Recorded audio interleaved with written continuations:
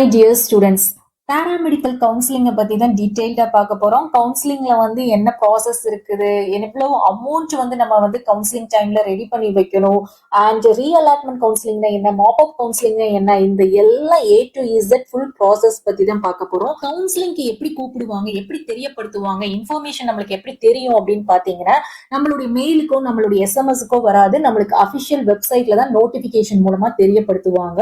So counselling participate பண்றதுக்கு முன்னாடி நம்மளுக்கு கவுன்சிலிங் டைம் டேபிள் அப்படின்னு சொல்லி கொடுப்பாங்க.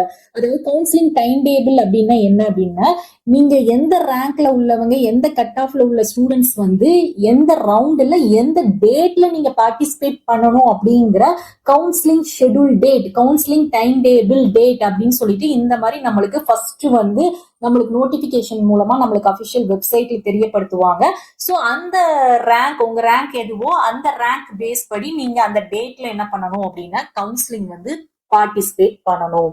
ஸோ கவுன்சிலிங்ல வந்து எத்தனை ரவுண்ட் ஆஃப் கவுன்சிலிங் இருக்கும் பாத்தீங்கன்னா, நம்மளுக்கு குறைஞ்சபட்சம் 4 ரவுண்ட் ஆஃப் கவுன்சிலிங் இருக்கும். இந்த 4 ரவுண்ட் கவுன்சிலிங்குமே ஒவ்வொரு ரவுண்டா தான் நடக்கும். ஃபர்ஸ்ட் ரவுண்ட் நடக்கும், முடிஞ்சதுக்கு அப்புறம் தான் செகண்ட் ரவுண்ட் நடக்கும், செகண்ட் ரவுண்டுக்கு அப்புறம் தான் தேர்ட் ரவுண்ட், அதுக்கு அடுத்து தான் ஃபோர்த் ரவுண்ட் வந்து நடக்கும்.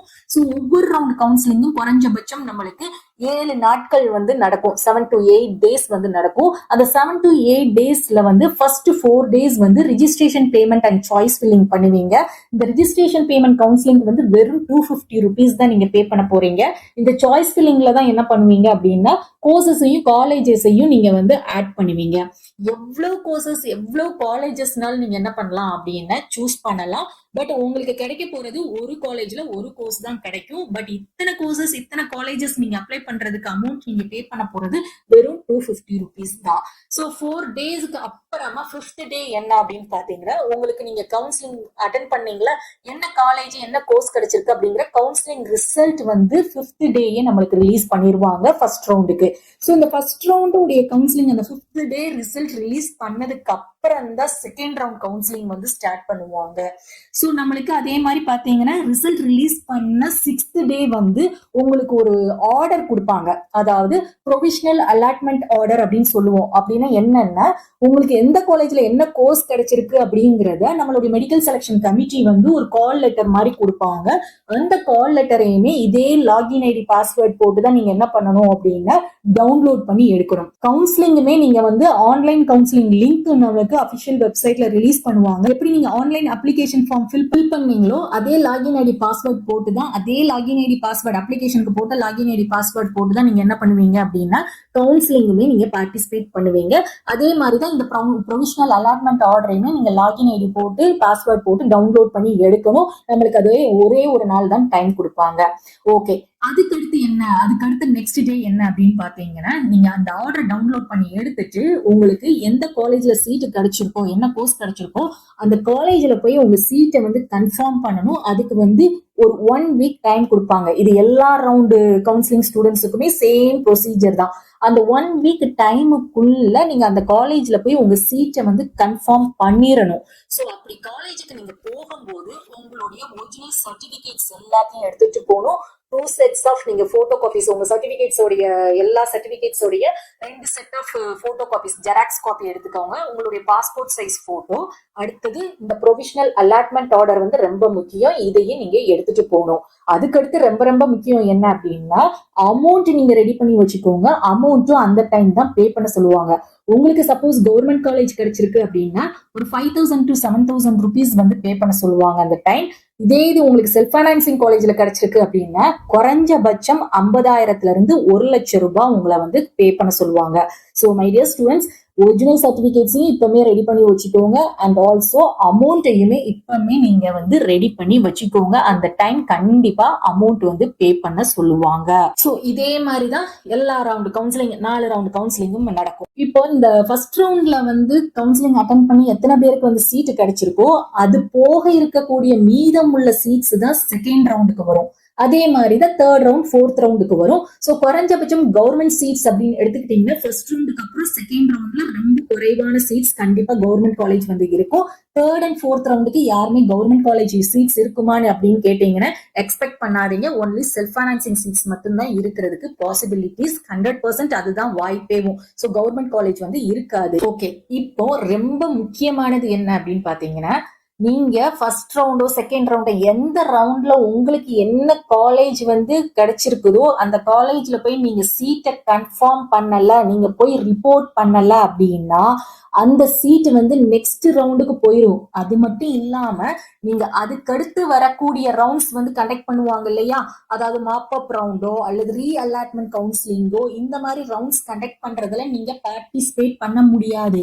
ஒன்ஸ் உங்களுக்கு கிடைச்ச காலேஜ்ல போய் நீங்க சீட்டை கன்ஃபார்ம் பண்ணி ரிப்போர்ட் பண்ணினா மட்டும்தான், அதாவது நீங்க அக்செப்ட் பண்ணி ஜாயின் பண்ணினா மட்டும்தான் அதுக்கடுத்து வரக்கூடிய ரவுண்ட்ஸ்ல வந்து நீங்க கவுன்சிலிங் வந்து பார்ட்டிசிபேட் பண்ண முடியும். ஸோ தயவு செய்து இதை வந்து புரிஞ்சுக்கோங்க.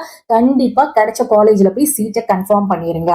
அடுத்தது வந்து நிறைய ஸ்டூடெண்ட்ஸுக்கு எனக்கு ஃபர்ஸ்ட் ரவுண்ட்ல கிடைச்ச கோர்ஸோ காலேஜோ எனக்கு பிடிக்கல, நான் வந்து சேஞ்ச் பண்ணணும்னு நினைக்கிறேன் அப்படின்னா எஸ் அஃப்கோர்ஸ் நீங்க சேஞ்ச் பண்ணலாம். சேஞ்ச் பண்றதுக்குமே உங்களுக்கு எந்த காலேஜ்ல சீட்டு கிடைச்சிருக்கோ, அது எந்த ரவுண்டா இருந்தாலும் சரி, எந்த காலேஜ்ல சீட்டு கிடைச்சிருக்கோ அந்த காலேஜ்ல போய் நீங்க ரிப்போர்ட் பண்ணிருங்க. அப்படி ரிப்போர்ட் பண்ணாதான் நீங்க வந்து சேஞ்ச் பண்ண முடியும். அந்த சேஞ்ச் பண்ற கவுன்சிலிங் பேர் தான் என்ன அப்படின்னு பாத்தீங்கன்னா ரீ அலாட்மெண்ட் கவுன்சிலிங். ஸோ இந்த ரீ அலாட்மெண்ட் கவுன்சிலிங்ல உங்களுக்கு கிடைச்ச கோர்ஸோ காலேஜோ பிடிக்கல அப்படின்னா நீங்க என்ன பண்ணிக்கலாம்னா சேஞ்ச் பண்ணிக்கலாம்.